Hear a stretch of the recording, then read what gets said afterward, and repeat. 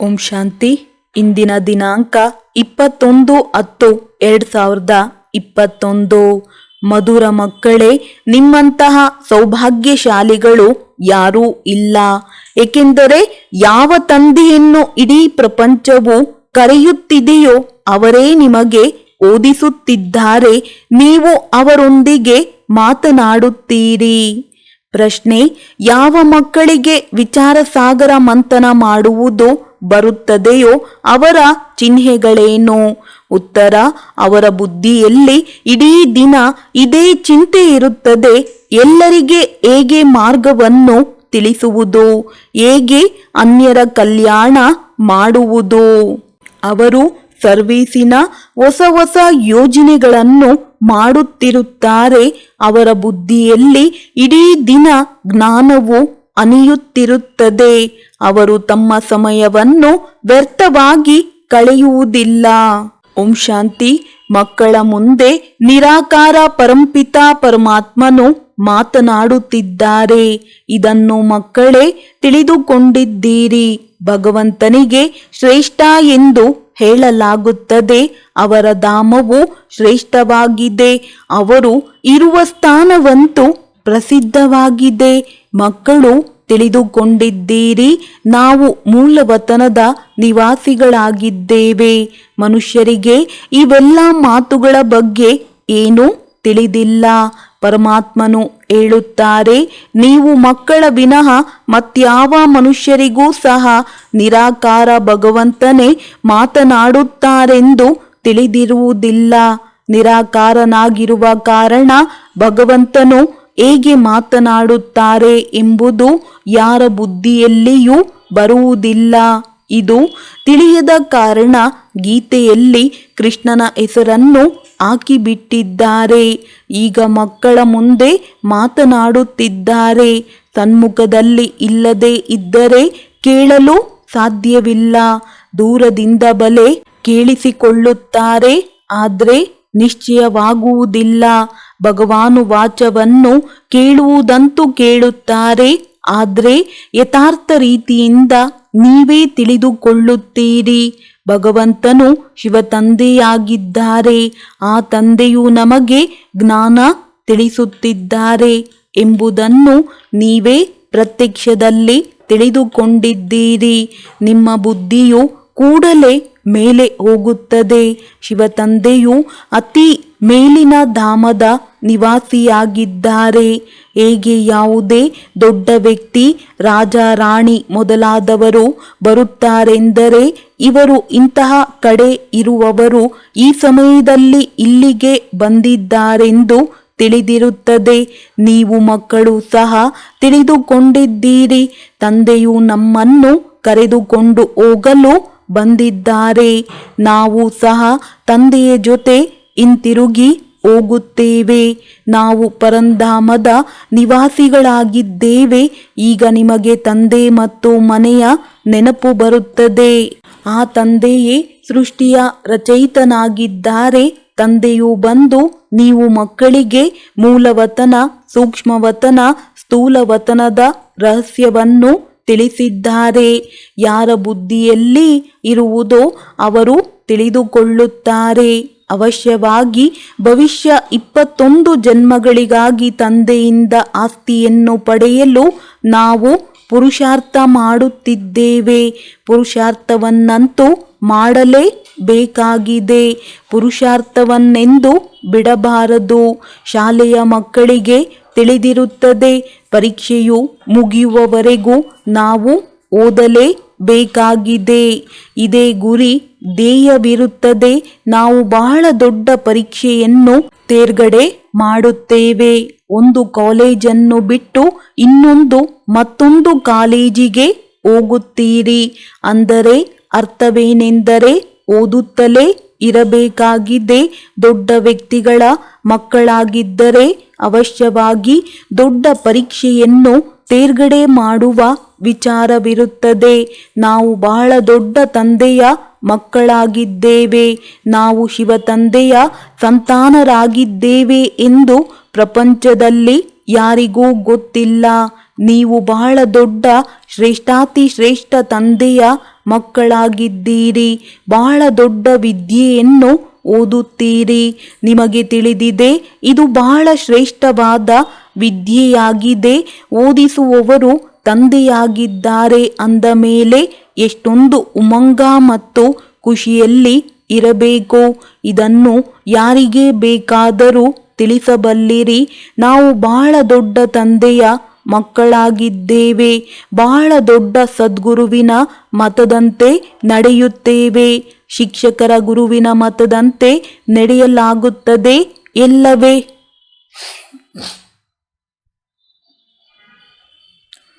ಅಂಥವರಿಗೆ ಅನುಯಾಯಿಗಳೆಂದು ಹೇಳಿಬಿಡುತ್ತಾರೆ. ಇಲ್ಲಿ ತಂದೆಯ ಮತದಂತೆ ನಡೆಯಬೇಕಾಗಿದೆ, ಶಿಕ್ಷಕರ ಮತದ ಅನುಸಾರವೂ ನಡೆಯಬೇಕಾಗಿದೆ ಮತ್ತು ಗುರುವಿನ ಮತದಂತೆಯೂ ನಡೆಯಬೇಕಾಗಿದೆ. ಅವರು ನಮ್ಮ ತಂದೆ ಶಿಕ್ಷಕ ಸದ್ಗುರುವಾಗಿದ್ದಾರೆಂದು ನೀವು ತಿಳಿದುಕೊಂಡಿದ್ದೀರಿ.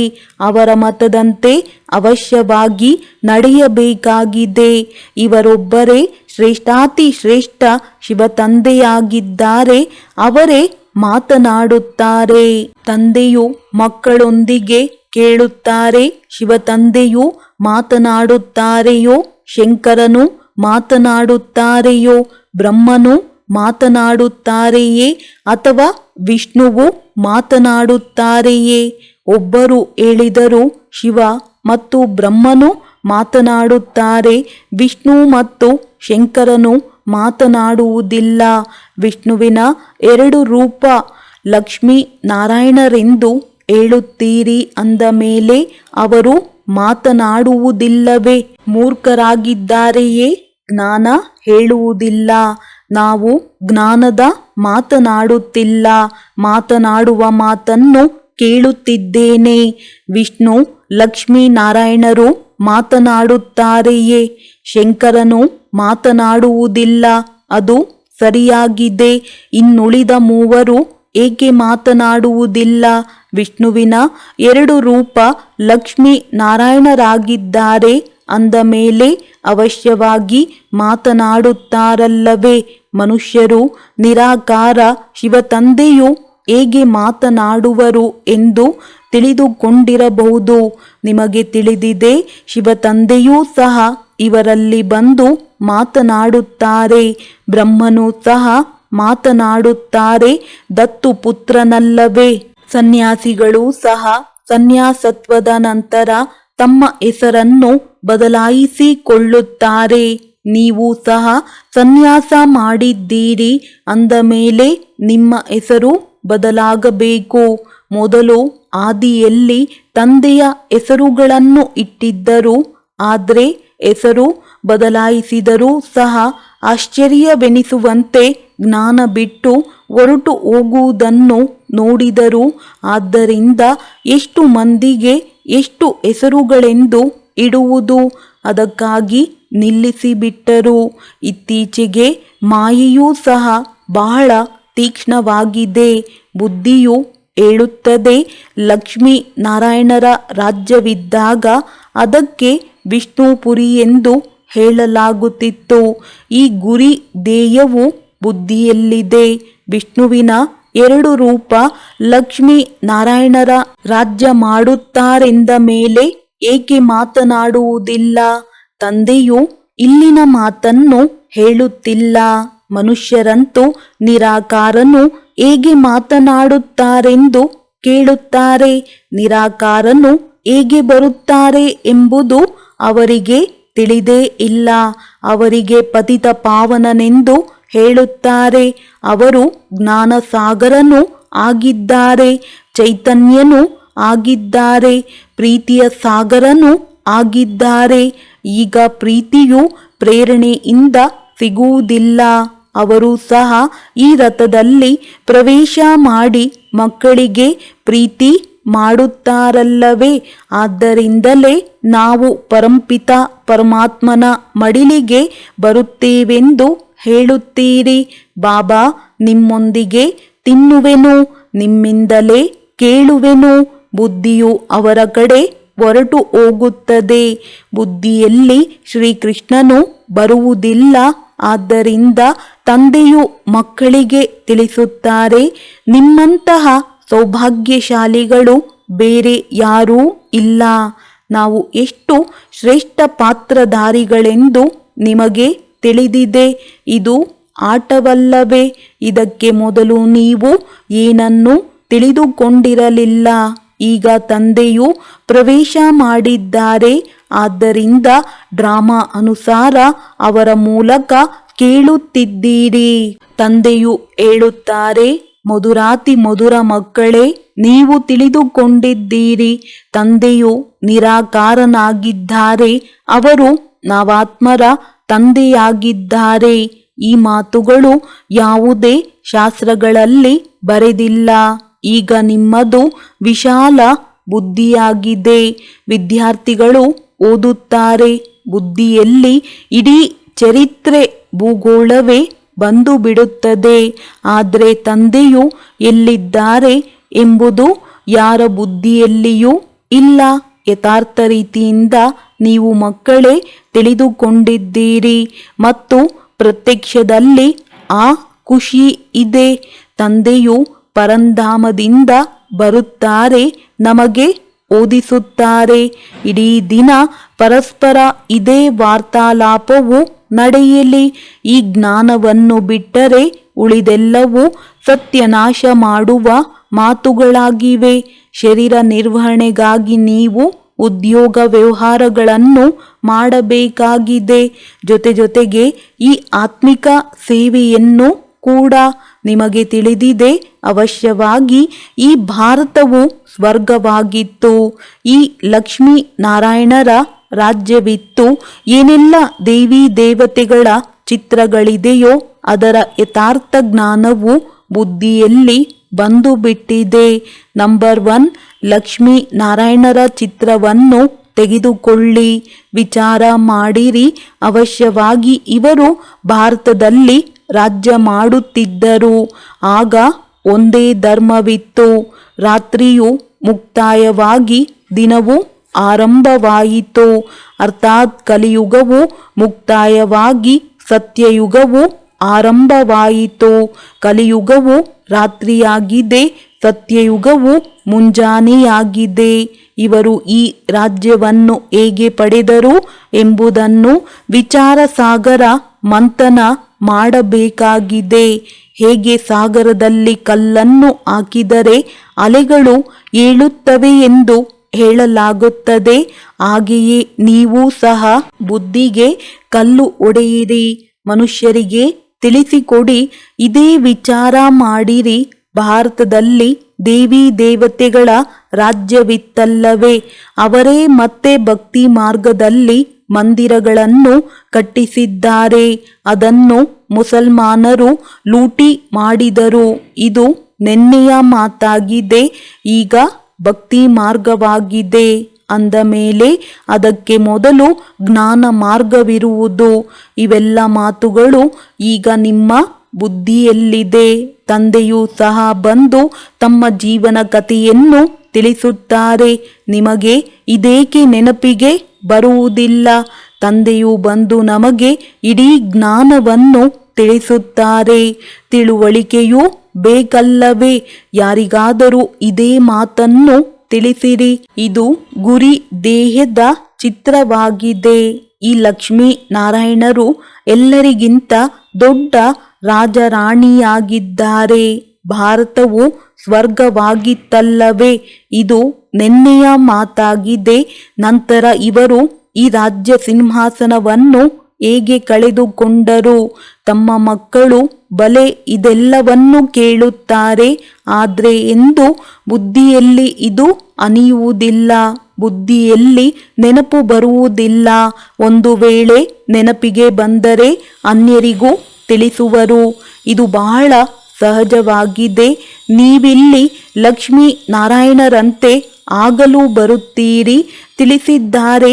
5000 ವರ್ಷಗಳ ಮಾತಾಗಿದೆ. ಇದಕ್ಕಿಂತಲೂ ಹಿಂದೆ ಯಾರೂ ಇರುವುದಿಲ್ಲ. ಎಲ್ಲದಕ್ಕಿಂತ ಬಹಳ ಹಳೆಯ ಭಾರತದ ಕಥೆಯು ಇದಾಗಿದೆ. ವಾಸ್ತವದಲ್ಲಿ ಸತ್ಯವಾದ ಕಥೆಯು ಇದೇ ಇರಬೇಕಾಗಿದೆ. ಎಲ್ಲದಕ್ಕಿಂತ ದೊಡ್ಡ ಕಥೆಯು ಇದಾಗಿದೆ. ಹಿಂದೆ ಇವರ ರಾಜ್ಯವಿತ್ತು, ಈಗ ಅದು ಇಲ್ಲ.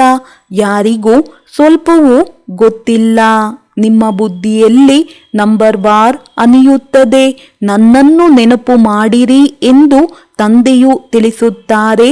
ಪೂರ್ಣ ರೀತಿಯಿಂದ ಯಾರೂ ಸಹ ನೆನಪು ಮಾಡುವುದಿಲ್ಲ. ತಂದೆಯು ಬಿಂದುವಾಗಿದ್ದಾರೆ, ನಾವು ಬಿಂದುವಾಗಿದ್ದೇವೆ. ಇದು ಬುದ್ಧಿಯಲ್ಲಿ ನಿಲ್ಲುವುದೇ ಇಲ್ಲ. ಕೆಲವರ ಬುದ್ಧಿಯಲ್ಲಿ ಬಹಳ ಚೆನ್ನಾಗಿ ಅನಿಯುತ್ತದೆ. ಯಾರಿಗಾದರೂ ಕುಳಿತು ತಿಳಿಸುತ್ತಾರೆಂದರೆ 4-5 ಗಂಟೆಗಳು ಹಿಡಿಸುತ್ತವೆ. ಇವು ಬಹಳ ಅದ್ಭುತ ಮಾತುಗಳಾಗಿವೆ. ಹೇಗೆ ಸತ್ಯನಾರಾಯಣನ ಕಥೆಯನ್ನು ಕುಳಿತು ಕೇಳುತ್ತಾರಲ್ಲವೇ. ಯಾರಿಗಾದರೂ ಅಭಿರುಚಿ ಇದ್ದರೆ ಅವರು 2-3 ಗಂಟೆಗಳ ಕಾಲ ಕುಳಿತು ಕೇಳುತ್ತಾರೆ. ಇದರಲ್ಲಿಯೂ ಹಾಗೆಯೇ ಯಾರಿಗೆ ಬಹಳ ರುಚಿ ಇರುವುದೋ ಅವರಿಗೂ ಮತ್ತೇನು ತೋಚುವುದಿಲ್ಲ.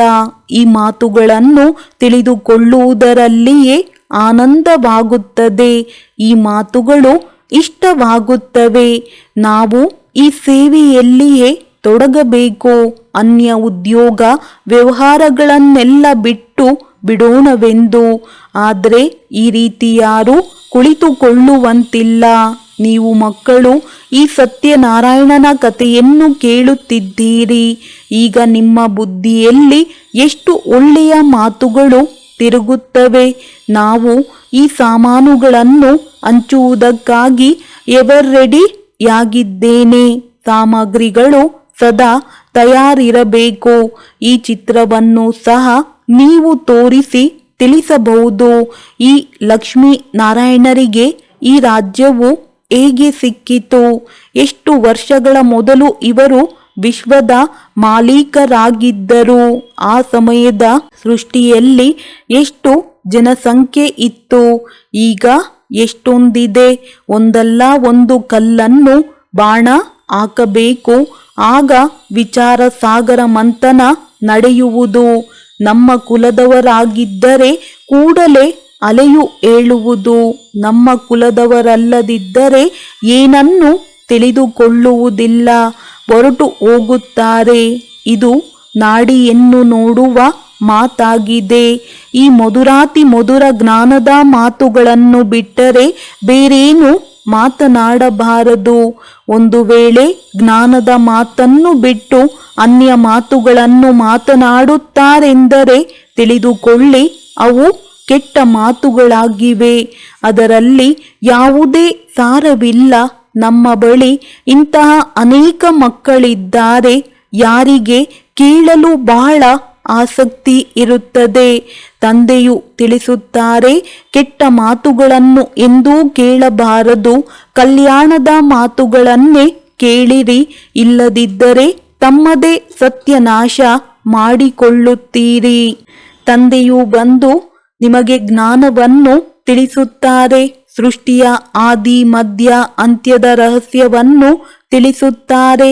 ಹೇಳುತ್ತಾರೆ, ಮಕ್ಕಳೇ, ಮತ್ಯಾವುದೇ ಮಾತುಗಳನ್ನು ಆಡಬೇಡಿ. ಇದರಲ್ಲಿ ಬಹಳ ಸಮಯವನ್ನು ವ್ಯರ್ಥ ಮಾಡುತ್ತೀರಿ. ಇವರು ಹೀಗಿದ್ದಾರೆ, ಅವರು ಹೀಗೆ ಮಾಡುತ್ತಾರೆ. ಇದಕ್ಕೆ ಕೆಟ್ಟ ಮಾತುಗಳೆಂದು ಹೇಳಲಾಗುತ್ತದೆ. ಪ್ರಪಂಚದ ಮಾತೆ ಬೇರೆಯಾಗಿದೆ. ನಿಮ್ಮ ಒಂದೊಂದು ಸೆಕೆಂಡಿನ ಸಮಯವು ಬಹಳ ಅತ್ಯಮೂಲ್ಯವಾಗಿದೆ. ನೀವು ಎಂದು ಇಂತಹ ಮಾತುಗಳನ್ನು ಕೇಳಲೂ ಬೇಡಿ, ಮಾತನಾಡಲೂ ಬೇಡಿ. ಇದಕ್ಕಿಂತಲೂ ನೀವು ಬೇಹದ್ದಿನ ತಂದೆಯನ್ನು ನೆನಪು ಮಾಡಿದರೆ ನಿಮಗೆ ಬಹಳ ಸಂಪಾದನೆ ಆಗುವುದು. ಎಲ್ಲಿಯಾದರೂ ಹೋಗಿ ತಂದೆಯ ಪರಿಚಯ ನೀಡಿರಿ. ಇದೇ ಆತ್ಮಿಕ ಸೇವೆಯನ್ನು ಮಾಡುತ್ತಾ ಇರಿ. ಸತ್ಯ ಸತ್ಯ ಮಹಾವೀರರು ನೀವಾಗಿದ್ದೀರಿ. ಕೇವಲ ಇಡೀ ದಿನ ಇದೇ ಚಿಂತೆ ಇರಲಿ. ಯಾರಿಗಾದರೂ ಮಾರ್ಗ ತಿಳಿಸೋಣ. ತಂದೆಯು ಹೇಳುತ್ತಾರೆ, ತಂದೆಯಾದ ನನ್ನನ್ನು ನೆನಪು ಮಾಡಿದರೆ ಆಸ್ತಿ ಸಿಗುವುದು. ಎಷ್ಟು ಸಹಜವಾಗಿದೆ. ಈಗೀಗೆ ಹೋಗಿ ಸರ್ವಿಸ್ ಮಾಡಬೇಕು. ಮಕ್ಕಳು ಸರ್ವೀಸಿನ ಮೇಲೆ ಬಹಳ ಗಮನ ಕೊಡಬೇಕು. ತನ್ನ ಮತ್ತು ಅನ್ಯರ ಕಲ್ಯಾಣ ಮಾಡಬೇಕು. ತಂದೆಯೂ ಸಹ ನೀವು ಮಕ್ಕಳಿಗೆ ತಿಳಿಸುವುದಕ್ಕಾಗಿಯೇ ಬಂದಿದ್ದಾರಲ್ಲವೇ. ನೀವು ಮಕ್ಕಳು ಸಹ ಓದಲು ಮತ್ತು ಓದಿಸಲು ಬಂದಿದ್ದೀರಿ. ಸಮಯ ವ್ಯರ್ಥ ಮಾಡಲು ಅಥವಾ ಕೇವಲ ಅಡಿಗೆ ಮಾಡಲು ನೀವು ಬಂದಿಲ್ಲ. ಇಡೀ ದಿನ ಸರ್ವೀಸಿನಲ್ಲಿ ಬುದ್ಧಿಯನ್ನು ಓಡಿಸಬೇಕು. ಒಳ್ಳೆಯದು. ಮಧುರಾತಿ ಮಧುರ ಅಗಲಿ ಹೋಗಿ ಮರಳಿ ಸಿಕ್ಕಿರುವ ಮಕ್ಕಳ ಪ್ರತಿ ಮಾತಾಪಿತಾ ಬಾಪ್ ದಾದಾರವರ ನೆನಪು, ಪ್ರೀತಿ ಹಾಗೂ ಸುಪ್ರಭಾತ. ಆತ್ಮಿಕ ಮಕ್ಕಳಿಗೆ ಆತ್ಮಿಕ ತಂದೆಯ ನಮಸ್ತೆ. ಧಾರಣೆಗಾಗಿ ಮುಖ್ಯ ಸಾರ. ಯಾವ ಮಾತುಗಳು ತಮ್ಮ ಕೆಲಸಕ್ಕೆ ಬರುವುದಿಲ್ಲವೋ ಅವನ್ನು ಕೇಳುವ ಮತ್ತು ಮಾತನಾಡುವುದರಲ್ಲಿ ತಮ್ಮ ಸಮಯವನ್ನು ವ್ಯರ್ಥ ಮಾಡಬಾರದು. ಎಷ್ಟು ಸಾಧ್ಯವೋ ವಿದ್ಯೆಯ ಮೇಲೆ ಸಂಪೂರ್ಣ ಗಮನ ಕೊಡಬೇಕಾಗಿದೆ. ಸದಾ ಖುಷಿ ಮತ್ತು ಉಮಂಗದಲ್ಲಿರಿ. ನಮಗೆ ಓದಿಸುವವರು ಯಾರು? ಪುರುಷಾರ್ಥವನ್ನೆಂದು ಬಿಡಬಾರದು. ಬಾಯಿಯಿಂದ ಜ್ಞಾನ ರತ್ನಗಳೇ ಹೊರಬರುತ್ತಿರಲಿ. ವರದಾನ: ಸತೋ ಪ್ರಧಾನ ಸ್ಥಿತಿಯಲ್ಲಿದ್ದು ಸದಾ ಸುಖ ಶಾಂತಿಯ ಅನುಭೂತಿ ಮಾಡುವಂತಹ ಡಬಲ್ ಅಹಿಂಸಕ ಭವ. ಸದಾ ತಮ್ಮ ಸತೋ ಪ್ರಧಾನ ಸಂಸ್ಕಾರಗಳಲ್ಲಿ ಸ್ಥಿತರಾಗಿದ್ದು ಸುಖ ಶಾಂತಿಯ ಅನುಭೂತಿ ಮಾಡುವುದೇ ಸತ್ಯ ಹಿಂಸೆಯಾಗಿದೆ. ಹಿಂಸೆ ಎಂದರೆ ಯಾವುದರಿಂದ ದುಃಖ ಅಶಾಂತಿಯ ಪ್ರಾಪ್ತಿಯಾಗುವುದು. ಹಾಗಾದರೆ ಇಡೀ ದಿನದಲ್ಲಿ ಯಾವುದೇ ಪ್ರಕಾರದ ಹಿಂಸೆಯನ್ನಂತೂ ಮಾಡುತ್ತಿಲ್ಲವೇ? ಇದನ್ನು ಪರಿಶೀಲನೆ ಮಾಡಿರಿ. ಒಂದು ವೇಳೆ ಯಾವುದಾದರೂ ಶಬ್ದದ ಮೂಲಕ ಯಾರದೇ ಸ್ಥಿತಿಯನ್ನು ಏರುಪೇರು ಮಾಡಿಬಿಡುತ್ತೀರೆಂದರೂ ಸಹ ಹಿಂಸೆಯನ್ನು ಕೊಟ್ಟಂತೆ. 2. ಒಂದು ವೇಳೆ ತಮ್ಮ ಸತೋ ಪ್ರಧಾನ ಸಂಸ್ಕಾರಗಳನ್ನು ಒತ್ತಿಡುತ್ತಾ ಅನ್ಯ ಸಂಸ್ಕಾರಗಳನ್ನು ಪ್ರತ್ಯಕ್ಷದಲ್ಲಿ ತರುತ್ತೀರೆಂದರೆ ಇದು ಸಹ ಹಿಂಸೆಯಾಯಿತು. ಆದ್ದರಿಂದ ಸೂಕ್ಷ್ಮತೆಯಲ್ಲಿ ಹೋಗುತ್ತಾ ಮಹಾನ್ ಆತ್ಮನ ಸ್ಮೃತಿಯಿಂದ ಡಬಲ್ ಅಹಿಂಸಕರಾಗಿರಿ. ಸ್ಲೋಗನ್: ಸತ್ಯದ ಜೊತೆ ಅಸತ್ಯವು ಸೇರ್ಪಡೆ ಆಗುತ್ತಿದ್ದಂತೆಯೇ ಖುಷಿಯು ಮಾಯವಾಗಿ ಬಿಡುತ್ತದೆ. ಒಳ್ಳೆಯದು. ಓಂ ಶಾಂತಿ.